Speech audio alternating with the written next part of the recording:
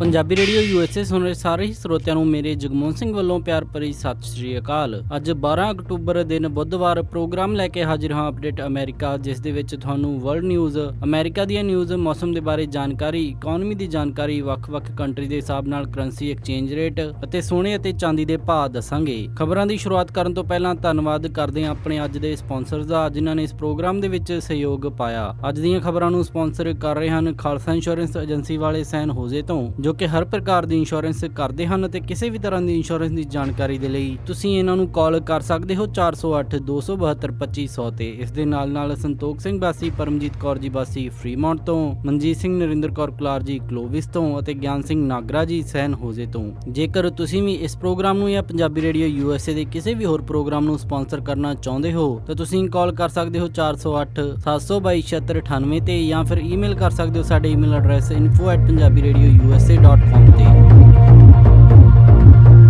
ਪਹਿਲਾਂ ਚੋਣਵੀਆਂ ਖਬਰਾਂ। Wales Fargo ਦੇ CEO ਜੌਨ ਸਟੰਪ ਨੂੰ ਕੁਰਸੀ ਤੋਂ ਲਾਇਆ ਗਿਆ। ਕਨੈਟੀਕਟ 'ਚ ਹੋਇਆ ਟਵਿਨ ਇੰਜਨ ਪਲੇਨ ਕ੍ਰੈਸ਼। ਅਧਿਕਾਰੀਆਂ ਨੇ ਕਿਹਾ ਕਿ ਇਹ ਕ੍ਰੈਸ਼ ਜਾਣਬੁੱਝ ਕੇ ਕੀਤਾ ਗਿਆ। ਰਸ਼ੀਆ ਦੇ ਰਾਸ਼ਟਰਪਤੀ ਵਲਾਦੀਮੀਰ ਪੁਤਿਨ ਦੇ ਅਲਾਈ ਨੇ ਕਿਹਾ ਕਿ ਅਮਰੀਕਨ ਟਰੰਪ ਨੂੰ ਵੋਟ ਕਰਨ, ਨਹੀਂ ਤਾਂ ਪਰਮਾਣੂ ਲੜਾਈ ਦੇ ਲਈ ਤਿਆਰ ਰਹਿਣ। ਸੀਰੀਆ ਦੇ ਮੁੱਦੇ ਤੇ ਇੱਕ ਵਾਰ ਫਿਰ ਗੱਲਬਾਤ ਲਈ ਤਿਆਰ US ਤੇ ਰਸ਼ੀਆ। ਫਾਰਮਰ ਮਿਸ ਐਰੀਜ਼ੋਨਾ ਨੇ ਲਾਇਆ ਡੋਨਲਡ ਟਰੰਪ ਤੇ ਕਈ ਇਲਜ਼ਾਮ। ਡੋਨਲਡ ਟਰੰਪ ਦੀਆਂ ਵਧੀਆਂ ਮੁਸ਼ਕਲਾਂ ਤੇ ਯੇਮਨ ਦੇ ਵਿੱਚ 4 ਦਿਨਾਂ ਦੇ ਵਿੱਚ ਦੂਸਰੀ ਵਾਰ US ਦੀ ਨੇਵੀ ਸ਼ਿਪ ਦੇ ਉੱਤੇ ਮਿਜ਼ਾਈਲ ਹਮਲਾ। ਹੁਣ ਖਬਰਾਂ ਵਿਸਤਾਰ ਦੇ ਨਾਲ।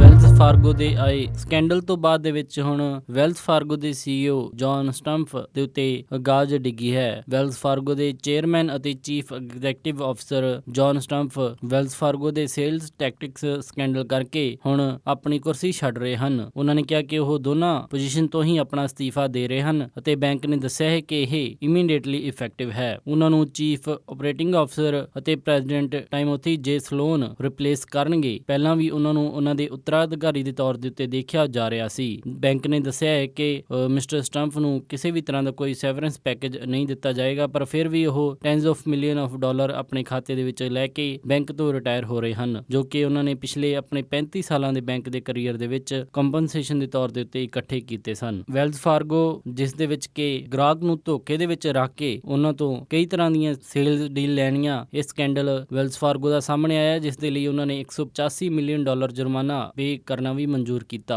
ਅਤੇ ਬੈਂਕ ਨੇ ਇਹ ਵੀ ਦੱਸਿਆ ਕਿ ਇਸ ਮਸਲੇ ਦੇ ਵਿੱਚ ਉਹਨਾਂ ਨੇ ਆਪਣੇ 5300 EMPLOYE 5 ਸਾਲਾਂ ਦੇ ਅੰਦਰ ਫਾਇਰ ਕਰ ਦਿੱਤੇ ਹਨ। ਮਿਸਟਰ ਸਲੋਨ ਦੇ CEO ਬਣਨ ਤੋਂ ਬਾਅਦ ਬੈਂਕ ਦੇ ਇੰਡੀਪੈਂਡੈਂਟ ਚੇਅਰਮੈਨ ਸਟੀਫਨ ਸੈਂਗਰ ਹੋਣਗੇ ਤੇ ਐਲਿਜ਼ਾਬੈਥ ਡਿਊਕ, ਜੋ ਕਿ ਕਰੰਟ ਬੋਰਡ ਡਾਇਰੈਕਟਰ ਹਨ, ਉਹ ਫੈਡਰਲ ਰਿਜ਼ਰਵ ਗਵਰਨਰ ਵੀ ਹਨ, ਉਹ ਵਾਈਸ ਚੇਅਰਮੈਨ ਬਣਾਏ ਜਾਣਗੇ। ਦੱਸਿਆ ਜਾ ਰਿਹਾ ਹੈ ਕਿ ਮਿਸਟਰ ਸਟੰਪ ਟੋਟਲ $120 ਮਿਲੀਅਨ ਦੀ ਕੰਪਨਸੇਸ਼ਨ ਲੈ ਕੇ ਬੈਂਕ ਤੋਂ ਰਿਟਾਇਰ ਹੋ ਰਹੇ ਹਨ, ਪਰ ਖਬਰਾਂ ਦੇ ਮੁਤਾਬਿਕ ਹਜੇ ਇਨਵੈਸਟੀਗੇਸ਼ਨ ਕਮੇਟੀ ਇਹ ਡਿਸਾਈਡ ਕਰੂਗੀ ਕਿ ਜੌਨ ਸਟੰਪ ਦੇ ਖਾਤੇ ਦੇ ਵਿੱਚੋਂ ਹੋਰ ਕਿੰਨੇ ਪੈਸੇ ਕੱਟੇ ਜਾਣਗੇ। ਵੈਲਜ਼ ਫਾਰਗੋ, ਜੋ ਕਿ ਅਮਰੀਕਾ ਦਾ ਤੀਸਰਾ ਸਭ ਤੋਂ ਵੱਡਾ ਐਸੈਟ ਦੇ ਹਿਸਾਬ ਦੇ ਨਾਲ ਬੈਂਕ ਮੰਨਿਆ ਜਾਂਦਾ ਹੈ, ਪਿਛਲੇ ਕੁਝ ਦਿਨਾਂ ਤੋਂ ਸੇਲਜ਼ ਟੈਕਸ ਵਾਲਾ ਸਕੈਂਡਲ ਬਾਹਰ ਆਉਣ ਤੋਂ ਬਾਅਦ ਕਾਫੀ ਬਦਨਾਮ ਹੋ ਚੁੱਕਿਆ ਹੈ। ਸਿਟੀ ਗਰੁੱਪ ਤੋਂ ਬਾਅਦ ਹੁਣ ਇਹ ਦੂਸਰਾ US ਦਾ ਬੈਂਕ ਬਣੇਗਾ, ਜਿਸ ਦਾ ਚੇਅਰਮੈਨ ਅਤੇ ਚੀਫ ਐਗਜ਼ੀਕਟਿਵ ਦਾ ਰੋਲ ਵੱਖਰਾ ਹੋਵੇਗਾ। ਕਨੈਟੀਕਟ ਦੇ ਵਿੱਚ ਹੋਏ ਇੱਕ small twin engine aeroplane crash ਦੇ ਉੱਤੇ ਅਧਿਕਾਰੀਆਂ ਨੇ ਆਖਿਆ ਹੈ ਕਿ ਜਾਂਚ ਦੇ ਵਿੱਚ ਸਾਹਮਣੇ ਆਇਆ ਹੈ ਕਿ ਇਹ ਪਲੇਨ ਜਾਣਬੁੱਝ ਕੇ ਇੰਟੈਂਸ਼ਨਲੀ ਕ੍ਰੈਸ਼ ਕੀਤਾ ਗਿਆ ਹੈ। ਟਵਿਨ ਇੰਜਨ 에ਅਰਪਲੇਨ, ਜੋ ਕਿ ਕਨੈਟੀਕਟ ਦੇ ਹਾਰਟਫੋਰਡ ਇਲਾਕੇ ਦੇ ਵਿੱਚ ਕ੍ਰੈਸ਼ ਕਰ ਗਿਆ ਸੀ, ਜਿਸ ਦੇ ਵਿੱਚ ਇੱਕ ਸਟੂਡੈਂਟ ਪਾਇਲਟ, ਇੱਕ ਲੋਕਲ ਪੁਲਿਸ ਅਤੇ ਇੱਕ ਫੈਡਰਲ ਅਫੀਸ਼ੀਅਲ ਮਾਰੇ ਗਏ ਸਨ। ਪਾਈਪਰ PA-34 ਲਾਈਟ 에ਅਰਕ੍ਰਾਫਟ ਮੰਗਲਵਾਰ ਦੁਪਹਿਰ ਬਾਅਦ ਈਸਟ ਹਾਰਟਫੋਰਡ ਸਟਰੀਟ ਦੇ ਨੇੜੇ ਕ੍ਰੈਸ਼ ਹੋਇਆ ਸੀ। ਫਲਾਈਟ ਇੰਸਟ੍ਰਕਟਰ, ਜੋ ਕਿ ਇਸ ਕ੍ਰੈਸ਼ ਦੇ ਵਿੱਚ ਬਚ ਗਿਆ, ਉਸਨੇ ਇਨਵੈਸਟੀਗੇਟਰਸ ਨੂੰ ਦੱਸਿਆ ਹੈ ਕਿ ਉਸਦੀ ਸਟੂਡੈਂਟ ਪਾਇਲਟ ਦੇ ਨਾਲ ਕੁਝ ਬਹਿਸ ਹੋ ਗਈ, ਜਿਸ ਦੇ ਕਰਕੇ ਕਾਕਪਿਟ ਦੇ ਵਿੱਚ ਕੁਝ ਝਗੜਾ ਹੋਇਆ। ਆਫੀਸ਼ੀਅਲਸ ਨੇ ਦੱਸਿਆ ਕਿ ਸਟੂਡੈਂਟ ਪਾਇਲਟ, ਜਿਸ ਦਾ ਹਜੇ ਨਾਮ ਉਹਨਾਂ ਨੇ ਪਬਲਿਕ ਨਹੀਂ ਕੀਤਾ, ਉਹ ਆਪਣੇ ਪਰਿਵਾਰ ਤੋਂ ਕਾਫੀ ਤੰਗ ਸੀ ਅਤੇ ਉਸ ਨੂੰ ਧੱਕੇ ਦੇ ਨਾਲ ਉਸਦੇ ਪਰਿਵਾਰਕ ਮੈਂਬਰ ਪਾਇਲਟ ਬਣਾਉਣਾ ਚਾਹੁੰਦੇ ਸਨ। ਪਲੇਨ ਦੇ ਉੱਤੇ ਕਿਸੇ ਵੀ ਤਰ੍ਹਾਂ ਦੀ ਕੋਈ ਵੀ ਵੀਡੀਓ ਰਿਕਾਰਡਿੰਗ ਡਿਵਾਈਸ ਨਹੀਂ ਮਿਲਿਆ ਹੈ, ਪਰ ਅਧਿਕਾਰੀਆਂ ਨੇ ਕਿਹਾ ਹੈ ਕਿ ਜਿਹੜੇ ਹਿਸਾਬ ਨਾਲ ਉਹਨਾਂ ਤੋਂ ਜਾਂਚ ਕੀਤੀ ਗਈ ਹੈ ਤੇ ਇੰਟਰਵਿਊ ਲਈ ਗਈ ਹੈ, ਉਹਨਾਂ ਨੂੰ ਵਿਸ਼ਵਾਸ ਹੈ ਕਿ ਫਲਾਈਟ ਇੰਸਟ੍ਰਕਟਰ ਇਸ ਦੇ ਵਿੱਚ ਸੱਚ ਬੋਲ ਰਿਹਾ ਹੈ। ਇਸ ਪੂਰੇ ਕ੍ਰੈਸ਼ ਨੂੰ ਫੈਡਰਲ ਐਵੀਏਸ਼ਨ ਐਡਮਿਨਿਸਟ੍ਰੇਸ਼ਨ ਤੇ ਕਨੈਟੀਕਟ ਸਟੇਟ ਪੁਲਿਸ ਇਨਵੈਸਟੀਗੇਟ ਕਰ ਰਹੀ ਹੈ। ਇਸ ਸਾਲ US ਇਲੈਕਸ਼ਨ ਦੇ ਵਿੱਚ ਕਈ ਵਾਰ ਰਸ਼ੀਆ ਦੀ ਇੰਟਰਫੇਰੈਂਸ ਦਾ ਨਾਮ ਸਾਹਮਣੇ ਆਇਆ ਹੈ। ਇਸੇ ਤਰ੍ਹਾਂ ਦੀ ਆਈ ਇੱਕ ਹੋਰ NBC ਦੀ ਖਬਰ ਦੇ ਮੁਤਾਬਿਕ ਰਸ਼ੀਆ ਦੇ ਰਾਸ਼ਟਰਪਤੀ ਵਲਾਦੀਮੀਰ ਪੁਤਿਨ ਦੇ ਅਲਾਈ ਵਲਾਦੀਮੀਰ ਜ਼ਿਨੋਨਵਸਕੀ ਨੇ ਬਿਆਨ ਦਿੱਤਾ ਹੈ ਕਿ ਜੇਕਰ ਅਮਰੀਕਨ ਡੋਨਾਲਡ ਟਰੰਪ ਦੇ ਲਈ ਵੋਟ ਕਰਦੇ ਹਨ ਤਾਂ ਠੀਕ ਹਨ, ਜੇ ਉਹ ਹਿਲਰੀ ਕਲਿੰਟਨ ਦੇ ਲਈ ਵੋਟ ਕਰਨਗੇ ਤਾਂ ਉਹ ਤੀਸਰੀ ਵਰਲਡ ਵਾਰ ਜਾਂ ਫਿਰ ਨਿਊਕਲੀਅਰ ਵਾਰ ਦੇ ਲਈ ਤਿਆਰ ਰਹਿਣ। ਵਲਾਦੀਮੀਰ ਜ਼ਿਨੋਨਵਸਕੀ ਜੋ ਕਿ ਇੱਕ ਵੈਟਰਨ ਲਾਅ ਮੇਕਰ ਹੈ, ਉਹ ਰਸ਼ੀਆ ਦੇ ਵਿੱਚ ਇਸੇ ਤਰ੍ਹਾਂ ਦੀਆਂ ਸਟੇਟਮੈਂਟ ਕਰਨ ਦੇ ਲਈ ਜਾਣਿਆ ਜਾਂਦਾ ਹੈ, ਪਰ ਉਸ ਦਾ ਕ੍ਰੈਮਲਿਨ ਲਿਬਰਲ ਡੈਮੋਕ੍ਰੈਟਿਕ ਪਾਰਟੀ ਕਾਫੀ ਸਨਮਾਨ ਵੀ ਕਰਦੀ ਹੈ, ਕਿਉਂਕਿ ਜਦੋਂ ਵੀ ਕੋਈ ਪਬਲਿਕ ਰਿਐਕਸ਼ਨ ਟੈਸਟ ਕਰਨੀ ਹੁੰਦੀ ਹੈ ਉਸ ਮਾਮਲਿਆਂ ਦੇ ਵਿੱਚ ਇਸ ਨੂੰ ਮਾਹਿਰ ਮੰਨਿਆ ਜਾਂਦਾ ਹੈ। ਉਹਨਾਂ ਨੇ ਇਸ ਦੇ ਉੱਤੇ ਹੋਰ ਬੋਲਦੇ ਹੋਏ ਕਿਹਾ ਕਿ ਰਸ਼ੀਆ ਅਤੇ US ਦੇ ਵਿੱਚ ਜਿੰਨੇ ਸਬੰਧ ਇਸ ਸਮੇਂ ਖਰਾਬ ਹਨ, ਇਸ ਤੋਂ ਹੋਰ ਜ਼ਿਆਦਾ ਖਰਾਬ ਨਹੀਂ ਹੋ ਸਕਦੇ। ਇਹ ਇੱਕੋ ਹੀ ਕੇਸ ਦੇ ਵਿੱਚ ਹੋਰ ਜ਼ਿਆਦਾ ਖਰਾਬ ਹੋ ਸਕਦੇ ਹਨ ਜੇਕਰ ਲੜਾਈ ਹੋਵੇ, ਤੇ ਉਹਨਾਂ ਨੇ ਕਿਹਾ ਜੇਕਰ ਇਸ ਵਾਰ ਲੜਾਈ ਹੁੰਦੀ ਤੇ ਇਹ ਤੀਸਰੀ ਵਰਲਡ ਵਾਰ ਹੋਵੇਗੀ, ਜਿਸ ਦੇ ਵਿੱਚ ਕਾਫੀ ਹੀਰੋਸ਼ੀਮਾ ਤੇ ਨਾਗਾਸਾਕੀ ਹੋਣਗੇ। ਹਾਲਾਂਕਿ ਉਧਰ ਰਸ਼ੀਆ ਦੇ ਰਾਸ਼ਟਰਪਤੀ ਵਲਾਦੀਮੀਰ ਪੁਤਿਨ ਨੇ US ਇਲੈਕਸ਼ਨ ਦੇ ਵਿੱਚ ਕਿਸੇ ਵੀ ਤਰ੍ਹਾਂ ਦੀ ਇੰਟਰਫੇਰੈਂਸ ਤੋਂ ਇਨਕਾਰ ਕੀਤਾ ਹੈ। ਉਹਨਾਂ ਨੇ ਕਿਹਾ ਕਿ ਰਸ਼ੀਆ ਕਿਸੇ ਵੀ ਤਰੀਕੇ ਦੇ ਨਾਲ US ਇਲੈਕਸ਼ਨ ਦੇ ਵਿੱਚ ਦਖਲਅੰਦਾਜ਼ੀ ਕਰਨ ਦੀ ਕੋਈ ਵੀ ਕੋਸ਼ਿਸ਼ ਨਹੀਂ ਕਰ ਰਿਹਾ। ਸੀਰੀਆ ਦੇ ਵਿੱਚ ਚੱਲ ਰਹੇ ਘਮਾਸਾਨ ਨੂੰ ਸ਼ਾਂਤ ਕਰਨ ਦੇ ਲਈ US ਅਤੇ ਰਸ਼ੀਆ ਨੇ ਇੱਕ ਵਾਰ ਫਿਰ ਅਨਾਉਂਸ ਕੀਤਾ ਹੈ ਕਿ ਉਹ ਇਸ ਮੁੱਦੇ ਦੇ ਉੱਤੇ ਬੈਠ ਕੇ ਸਲਾਹ ਕਰਨਗੇ। ਇਸ ਤੋਂ ਪਹਿਲਾਂ ਅਮਰੀਕਾ ਨੇ ਰਸ਼ੀਆ ਦੇ ਨਾਲ ਸੀਰੀਆ ਦੇ ਉੱਤੇ ਕਿਸੇ ਵੀ ਤਰ੍ਹਾਂ ਦੀ ਗੱਲਬਾਤ ਕਰਨ ਤੋਂ ਇਨਕਾਰ ਕਰ ਦਿੱਤਾ ਸੀ ਅਤੇ ਆਪਣੀ ਸਾਰੀ ਗੱਲਬਾਤ ਉਹਨਾਂ ਨੇ ਵਿਚਾਲੇ ਤੋੜ ਲਈ ਸੀ। ਰਸ਼ੀਆ ਦੇ ਫੋਰਨ ਮਿਨਿਸਟਰ ਸਰਜੇਈ ਲਾਵਰੋਵ ਅਤੇ US ਦੇ secretary of state John Kerry ਨੇ ਟੈਲੀਫੋਨ ਕਾਨਫਰੰਸ ਦੇ ਵਿੱਚ ਇੱਕ ਦੂਸਰੇ ਦੇ ਨਾਲ ਗੱਲਬਾਤ ਕੀਤੀ, ਪਰ ਕੋਈ ਵੀ ਸਿੱਟਾ ਉਸਦਾ ਨਹੀਂ ਨਿਕਲਿਆ। ਪਰ ਹੁਣ ਰਸ਼ੀਆ ਦੇ ਫੋਰਨ ਮਿਨਿਸਟਰ ਅਤੇ secretary of state John Kerry Switzerland ਦੇ ਵਿੱਚ ਸ਼ਨੀਵਾਰ ਨੂੰ ਮੁਲਾਕਾਤ ਕਰਨਗੇ। ਇਹ ਅਨਾਉਂਸਮੈਂਟ ਅਲੈਪੋ ਦੇ ਵਿੱਚ ਕੀਤੀ ਜਾ ਰਹੀ ਲਗਾਤਾਰ 에ਅਰ ਸਟ੍ਰਾਈਕ ਤੋਂ ਬਾਅਦ ਦੇ ਵਿੱਚ ਆਈ ਹੈ, ਜਿਸ ਦੇ ਵਿੱਚ ਪਿਛਲੇ 2 ਦਿਨਾਂ ਦੇ ਵਿੱਚ 75 ਲੋਕ ਮਾਰੇ ਗਏ ਹਨ। ਮੰਨਿਆ ਜਾ ਰਿਹਾ ਹੈ ਕਿ ਉੱਥੋਂ ਦੀਆਂ regional powers Saudi Arabia, Turkey, Iran ਵੀ ਇਸ ਮੀਟਿੰਗ ਦੇ ਵਿੱਚ ਹਿੱਸਾ ਲੈਣਗੀਆਂ। ਇਸ ਮੀਟਿੰਗ ਦੇ ਵਿੱਚ ਨੋ ਫਲਾਈ ਜ਼ੋਨ ਸੀਰੀਆ ਦੇ ਵਿੱਚ ਕਰਨ ਜਾਂ ਫਿਰ ਕਿਸ ਤਰ੍ਹਾਂ ਬੈਟਲ ਗਰਾਊਂਡ ਦੇ ਉੱਤੇ ਸੀਰੀਆ ਦੀ ਵਾਰ ਤੇ ਕਾਬੂ ਪਾਇਆ ਜਾ ਸਕਦਾ, ਇਹੋ ਜਿਹੇ ਅਹਿਮ ਮੁੱਦਿਆਂ ਦੇ ਉੱਤੇ ਗੱਲਬਾਤ ਹੋਵੇਗੀ। ਸੀਰੀਆ ਦਾ ਅਲੈਪੋ ਸ਼ਹਿਰ ਬਿਲਕੁਲ ਹੀ ਕਬਰਿਸਤਾਨ ਬਣਦਾ ਜਾ ਰਿਹਾ ਹੈ ਤੇ ਇੱਥੇ ਲਗਾਤਾਰ ਆ ਰਹੀਆਂ 에ਅਰ ਸਟ੍ਰਾਈਕਸ ਦੇ ਕਰਕੇ ਆਮ ਲੋਕ ਕਾਫੀ ਜ਼ਿਆਦਾ ਮੁਸ਼ਕਿਲ ਦੇ ਵਿੱਚ ਆ ਚੁੱਕੇ ਹਨ। ਉਹਨਾਂ ਦੀਆਂ ਬੁਨਿਆਦੀ ਸਹੂਲਤਾਂ ਵੀ ਹੌਲੀ-ਹੌਲੀ ਖਤਮ ਹੋ ਚੁੱਕੀਆਂ ਹਨ।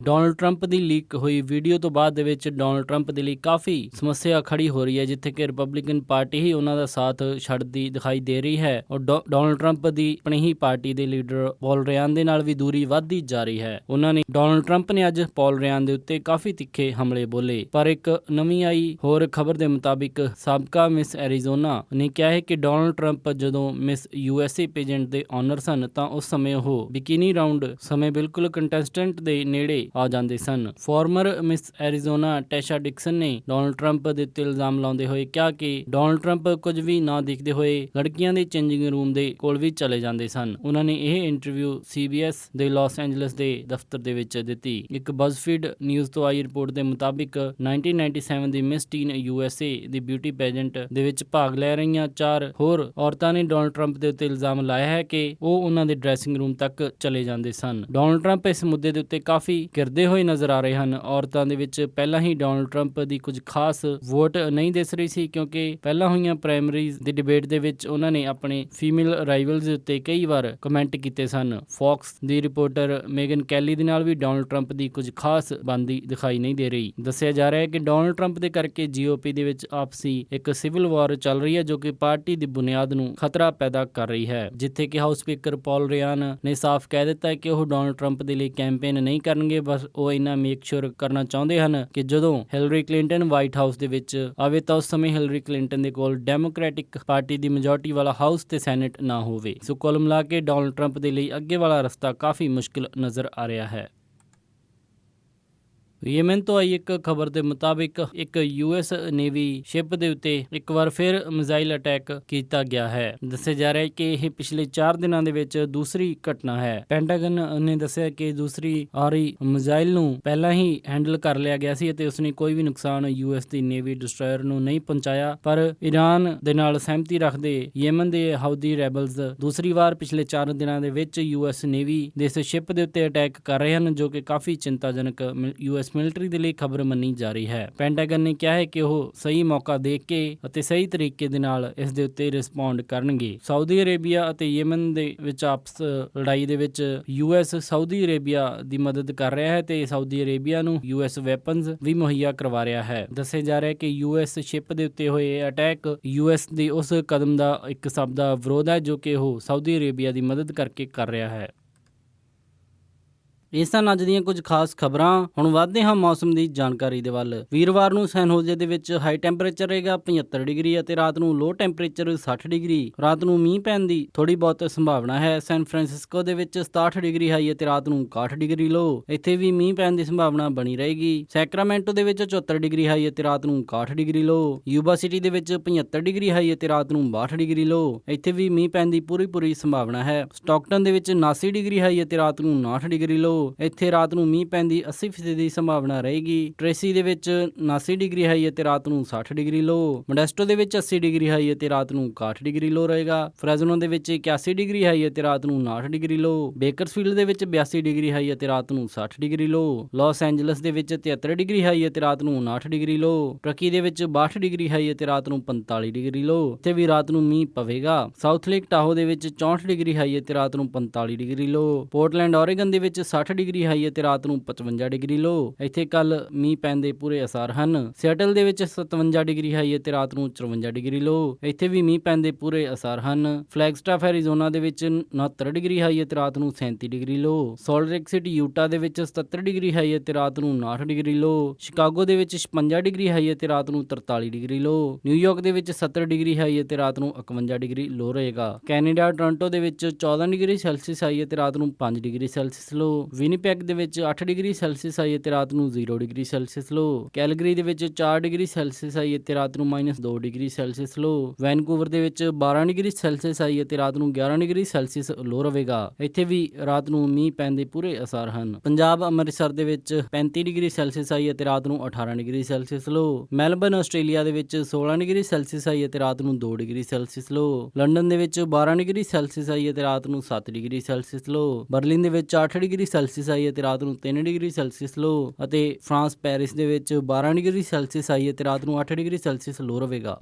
ਇਸੀ ਮੌਸਮ ਦੀ ਜਾਣਕਾਰੀ। ਹੁਣ ਵਧਦੇ ਹਾਂ ਸਟਾਕ ਮਾਰਕੀਟ ਦੀ ਇਨਫੋਰਮੇਸ਼ਨ ਦੇ ਵੱਲ। ਬੁੱਧਵਾਰ ਨੂੰ ਕਲੋਜ਼ਿੰਗ ਦੇ ਸਮੇਂ ਡਾਓ ਜੋਨਸ 15 ਅੰਕ ਵੱਧ ਕੇ 18,144.20 ਤੇ ਬੰਦ ਹੋਇਆ। ਨੈਸਡੈਕ 7 ਅੰਕ ਵੱਧ ਕੇ 5,239.02 ਤੇ ਬੰਦ ਹੋਇਆ। S&P 2 ਅੰਕ ਵੱਧ ਕੇ 2139.18 ਤੇ ਬੰਦ ਹੋਇਆ ਅਤੇ ਵਿਲਸ਼ਰ 5000 19 ਅੰਕ ਵੱਧ ਕੇ 22,257.48 ਤੇ ਬੰਦ ਹੋਇਆ। ਅੱਜ ਦਾ ਸਭ ਤੋਂ ਮਸ਼ਹੂਰ ਸਟਾਕ GoPro ਕੰਪਨੀ ਦਾ ਰਿਹਾ, ਜਿਸ ਦੀ ਕੀਮਤ 14.28 ਰਹੀ। ਕਰੰਸੀ ਐਕਸਚੇਂਜ ਰੇਟ ਦੇ ਵਿੱਚ ਇੱਕ US ਡਾਲਰ ਦੀ ਕੀਮਤ 66 ਰੁਪਏ 83 ਪੈਸੇ, ਇੱਕ ਕੈਨੇਡੀਅਨ ਡਾਲਰ ਦੀ ਕੀਮਤ 50 ਰੁਪਏ 33 ਪੈਸੇ, ਇੱਕ ਬ੍ਰਿਟਿਸ਼ ਪਾਉਂਡ ਦੀ ਕੀਮਤ 81 ਰੁਪਏ 46 ਪੈਸੇ, ਇੱਕ ਆਸਟ੍ਰੇਲੀਅਨ ਡਾਲਰ ਦੀ ਕੀਮਤ 50 ਰੁਪਏ 45 ਪੈਸੇ, ਇੱਕ ਯੂਰੋ ਦੀ ਕੀਮਤ 73 ਰੁਪਏ 60 ਪੈਸੇ, ਇੱਕ ਬਹਿਰੀਨੀ ਦਿਨਾਰ ਦੀ ਕੀਮਤ 170 ਰੁਪਏ 34 ਪੈਸੇ, ਇੱਕ ਕੁਵੈਤੀ ਦਿਨਾਰ ਦੀ ਕੀਮਤ 220 ਰੁਪਏ 96 ਪੈਸੇ, ਇੱਕ ਸਿੰਗਾਪੁਰ ਡਾਲਰ ਦੀ ਕੀਮਤ 48 ਰੁਪਏ 27 ਪੈਸੇ ਅਤੇ ਇੱਕ ਨਿਊਜ਼ੀਲੈਂਡ ਡਾਲਰ ਦੀ ਕੀਮਤ 47 ਰੁਪਏ 4 ਪੈਸੇ। ਸੋਨੇ ਦਾ ਰੇਟ $1254.46 ਪਰ ਆਉਂਸ ਰਿਹਾ ਅਤੇ ਚਾਂਦੀ $17.48 ਪਰ ਆਉਂਸ ਰਹੀ। ਇਸੇ ਦੇ ਨਾਲ ਅੱਜ ਦਾ ਇਹ ਖਬਰਾਂ ਦਾ ਬੁਲੇਟਿਨ ਇੱਥੇ ਹੀ ਸਮਾਪਤ ਕਰਦੇ ਹਾਂ ਜੀ। ਇਜਾਜ਼ਤ ਦਿਓ। ਉਮੀਦ ਹੈ ਕਿ ਤੁਹਾਨੂੰ ਅੱਜ ਦਾ ਇਹ ਪ੍ਰੋਗਰਾਮ ਪਸੰਦ ਆਇਆ ਹੋਵੇਗਾ। ਕਿਸੇ ਵੀ ਤਰ੍ਹਾਂ ਦੇ ਫੀਡਬੈਕ ਦੇ ਲਈ ਤੁਸੀਂ ਸਾਨੂੰ ਕਾਲ ਕਰ ਸਕਦੇ ਹੋ 408 272 5200 ਤੇ ਜਾਂ ਫਿਰ ਈਮੇਲ ਕਰ ਸਕਦੇ ਹੋ ਸਾਡੇ ਈਮੇਲ ਐਡਰੈਸ info@punjabiradiousa.com ਤੇ। ਇੱਕ ਵਾਰੀ ਫਿਰ ਸਾਰੇ ਸਪਾਂਸਰਸ ਦਾ ਬਹੁਤ ਧੰਨਵਾਦ। ਮਿਲਦੇ ਹਾਂ ਜੀ ਅਪਡੇਟ ਅਮਰੀਕਾ ਦੇ ਅਗਲੇ ਅੰਕ ਵਿੱਚ। ਤਦ ਤੱਕ ਲਈ ਸਾਰਿਆਂ ਨੂੰ ਪਿਆਰ ਅਤੇ ਸਤਿਕਾਰ ਭਰੀ ਸਤਿ ਸ਼੍ਰੀ ਅਕਾਲ। ਸੁਣਦੇ ਰਹੋ ਜੀ ਪੰਜਾਬੀ ਰੇਡੀਓ USA।